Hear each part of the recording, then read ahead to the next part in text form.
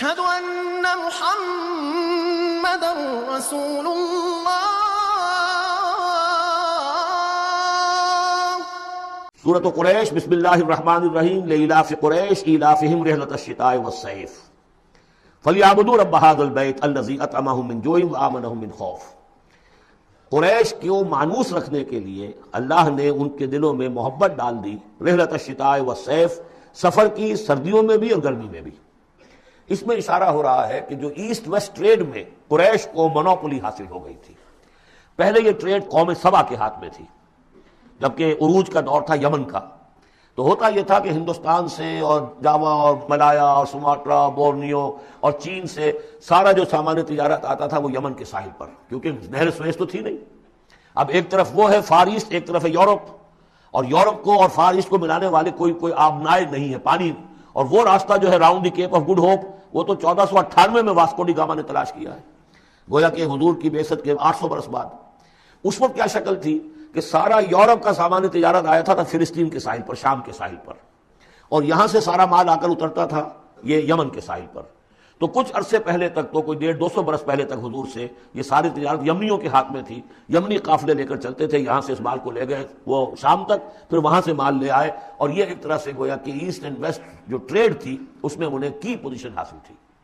پھر جب سیل العالم آیا ہے، ان پر سیلاب آیا ہے، وہ تباہ و برباد ہو گئے، تو پھر یہی ایسٹ ویسٹ ٹریڈ جو ہے یہ قریش کے ہاتھ میں آ گئی.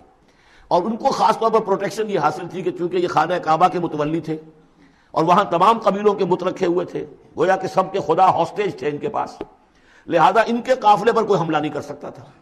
کسی اور کا قافلہ بچ کے جا نہیں سکتا. اس قافلے کو لوٹتے تھے بدو، اور اس کو جو ہے کوئی حفاظت نہیں ہوتی تھی. لیکن قریش کا قافلہ بدو دور رہتے تھے کہ یہ تو خانہ کعبہ کے متولی ہیں، اور اگر ہم نے ان کا قافلہ لوٹا یہ ہمارا بت اٹھا کے پھینک دیں گے باہر وہ خانہ کعبہ سے.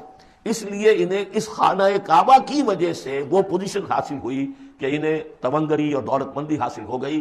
اور پھر یہ ایسا کرتے تھے، سردیوں کے زمانے میں یہ اپنا چکر لگاتے تھے یمن کا، اور گرمیوں کے زمانے میں جاتے تھے شام کی طرف، فلسطین کی طرف، کیونکہ وہ گرم علاقہ ہے تو وہ سردیوں میں، اور یہ چونکہ زیادہ ٹھنڈا علاقہ تھا وہ گرمیوں میں.